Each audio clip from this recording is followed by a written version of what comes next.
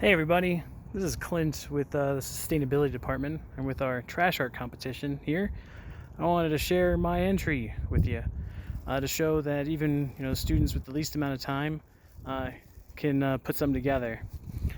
It didn't turn out as well as I thought it would, but I'll kind of explain my thought process here. The first one, it's right here. I was going with some imagery about I guess the title would be Mother Nature Surrenders, and I was trying to make the plastic bag look kind of like a flag.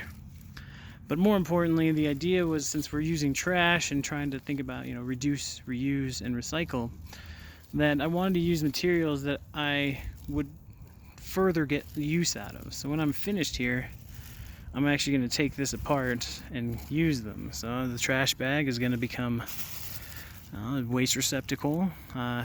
It's fixed with some poster tack, which I don't know if I can show you here, which I can take off and use for other projects. This wire here is for some other things that I use around the house, and the stump is firewood. So this is a temporary installation, and it looks a little better when the wind's blowing.